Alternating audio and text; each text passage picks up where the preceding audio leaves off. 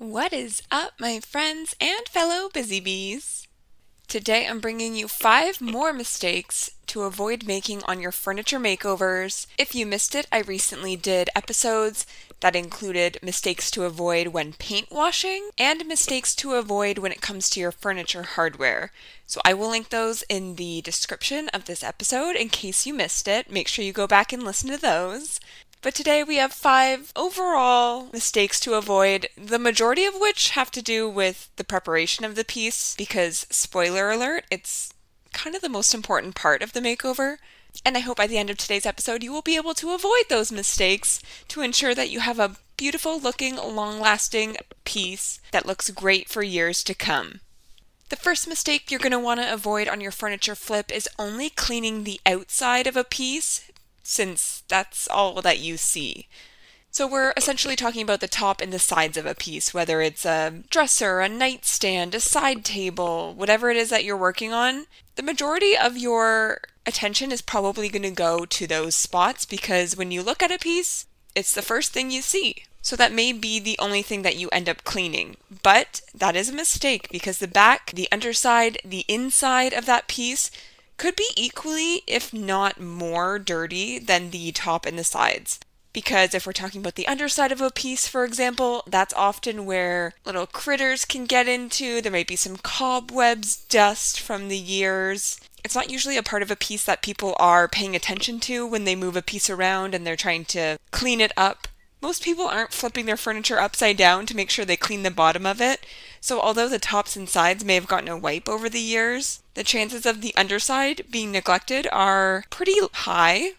And depending what's been in that piece, there may be drawers that have been neglected over the years when you pull them out. If there was stuff in it that smells bad or that left a lot of crumbs and dust and stuff like that, they could need a really good clean out. And something that I guarantee probably hasn't been done to that piece since it was first created was have those drawers pulled out and cleaning inside of the body of that piece where the drawers slide in and out of.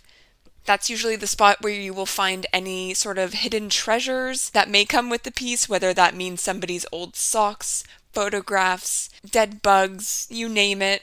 That's usually the place they're going to be hiding. So you have to be sure to clean it out thoroughly and not skip that step.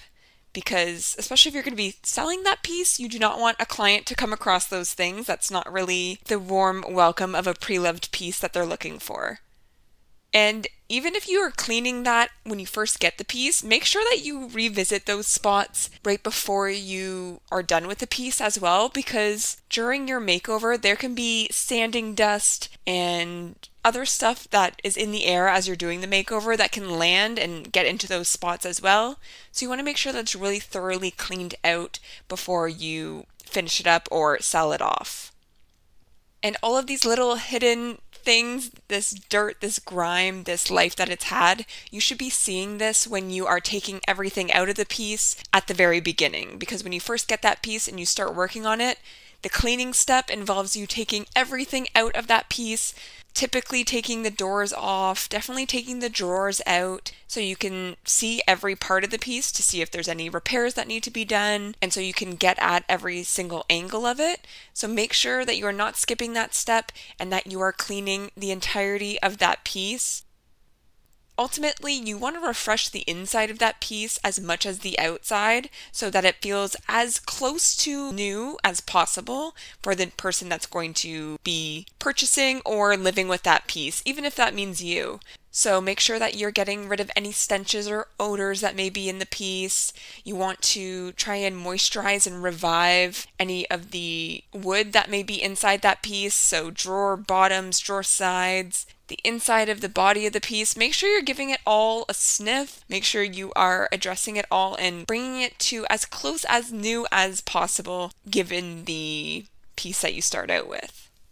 The second mistake you want to avoid making on your furniture makeover is not cleaning before you take off the old finish if you intend on scraping or sanding that piece. Now, if you intend on using a chemical stripper, you might be able to get away with this one, but for the most part, I recommend the first step that you do is thoroughly cleaning the piece regardless of the direction that you're going to be taking with it, because like I said, that's how you discover all the hidden critters and dust mites and things like that. You're going to see if there's any damage that needs to be repaired. But if you're going to be using a chemical stripper, you might be able to do this step afterwards. However, if you intend on sanding or scraping your piece to prep it, then definitely do not skip the step of cleaning it beforehand.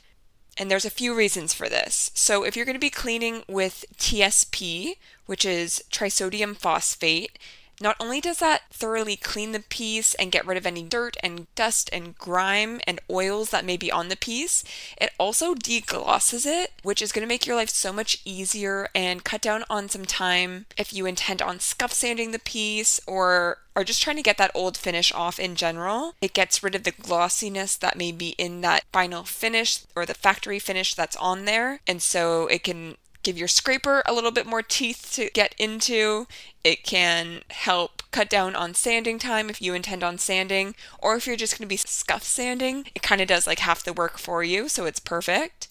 And regardless of the cleaner you use, whether it's just Dawn dish soap and some warm water, this is going to take off any grime, any dirt, any grease and oil that's on the surface of that piece, because that's going to really gum up the tool that you use, whether it's a carbide scraper blade that's going to then require you to stop and kind of like wipe it off to get all the gunk off of it versus having the finish just fall off as you scrape it away, or if you're using an electric sander or a sanding sponge or, God forbid, hand sanding, it's going to stop all of that gunk and gumminess from ending up on the sandpaper, because that's basically just oil and dirt buildup that you're scraping away and it's clinging to the sandpaper.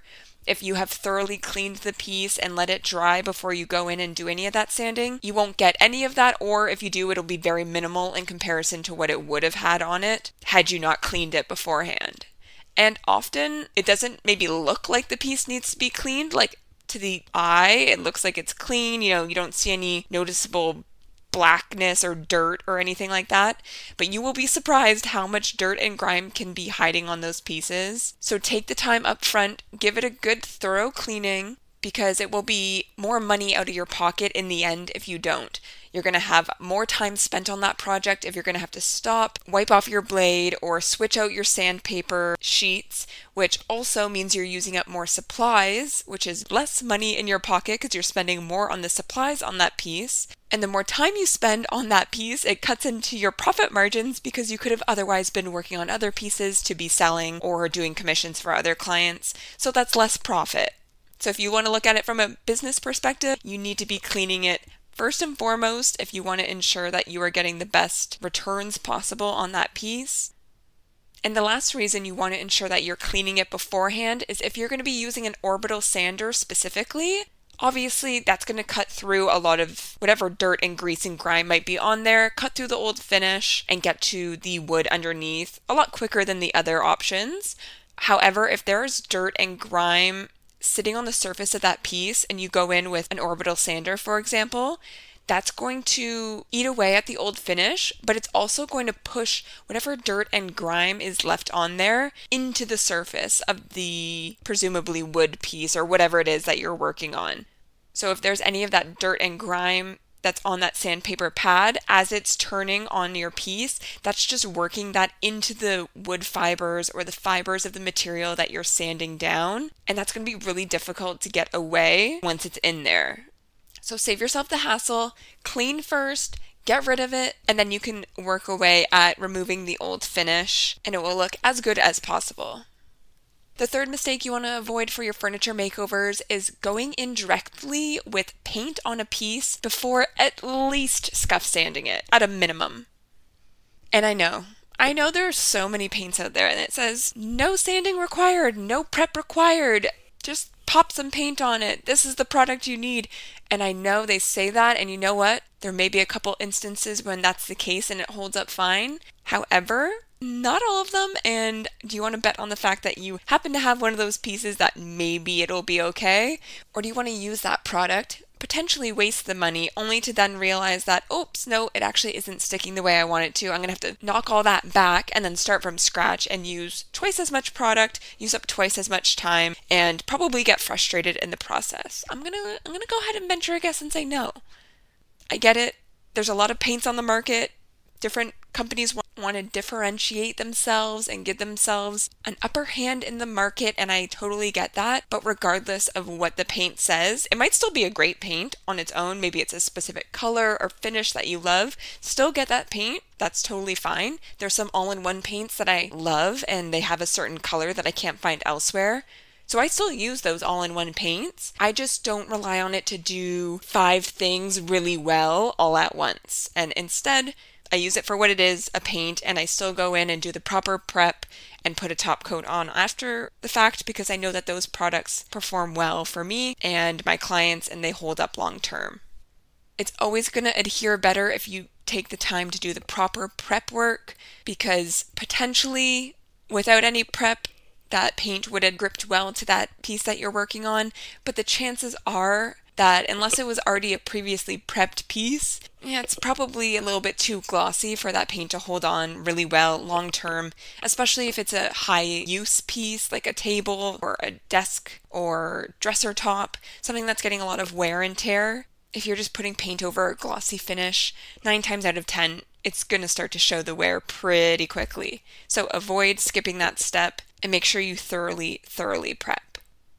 I always say to read the directions of paint, but sometimes you need to use your executive decision-making skills and just do a little bit extra, you know what I mean? Just like put a little bit of effort in. The 4th furniture makeover mistake to avoid is not taping off your lines. And I didn't do this for the longest time because I'm cheap. Is probably the real reason for it. I was like, I don't need to waste my tape for this. But the reality is, however straight and sturdy of a hand you have, which by the way, I don't, so I don't know why I ever thought that that was an okay thing to do.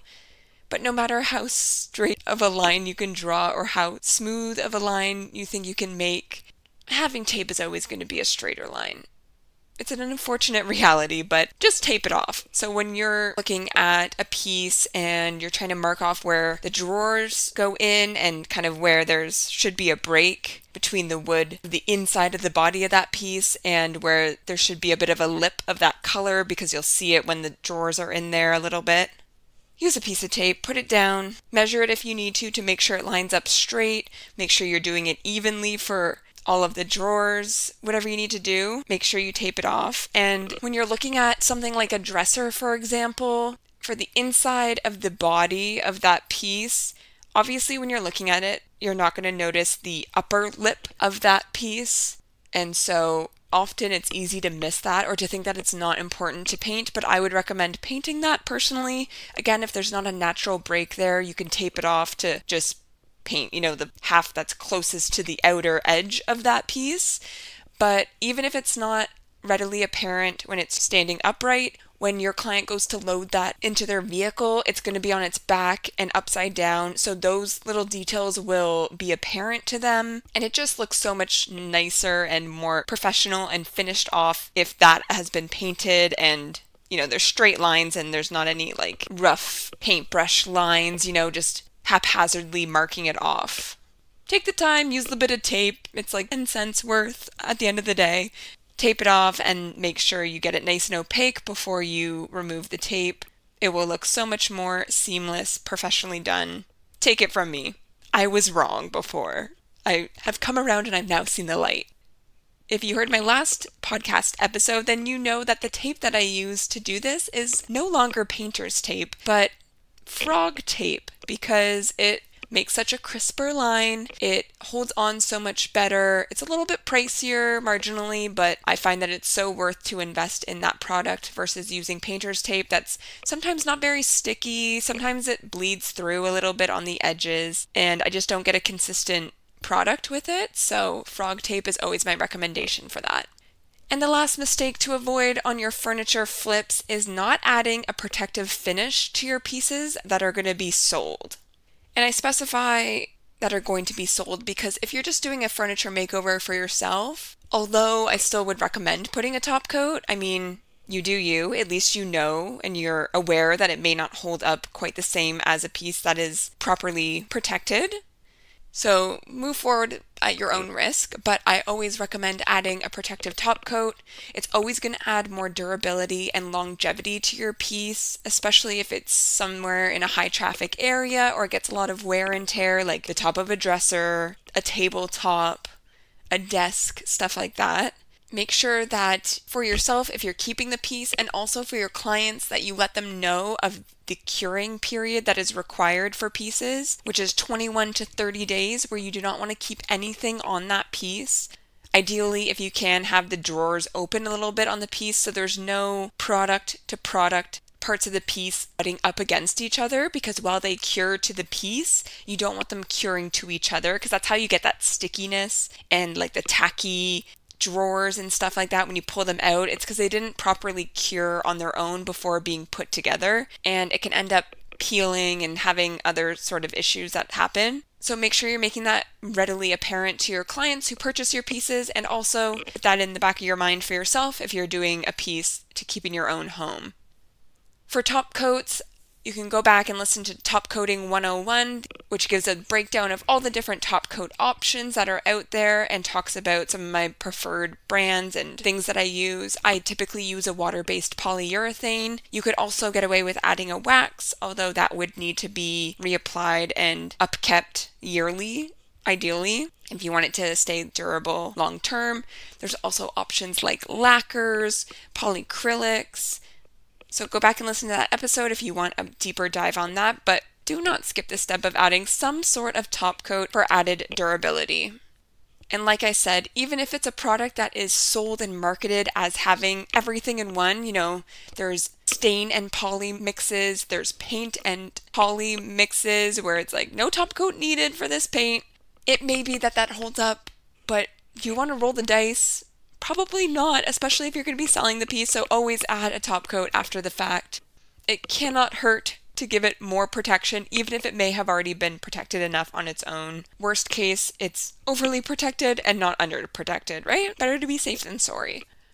And something you may not know about me, I love little motivational messages. They always get me fired up, and I keep a running list of ones that are especially catchy or speak to me in the Notes app on my phone. And I end every podcast episode with one that I've noted down over the years so that you leave our time here each week feeling inspired, motivated, and ready to take on whatever comes your way this week.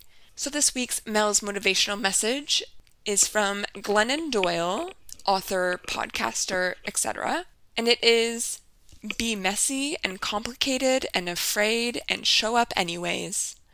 No further explanation needed. It is my hope for you this week, and as you move forward, busy bees, show up, be messy, be complicated and afraid, but just show up. All right, that's it for now. I appreciate your time, and I will catch you guys next week.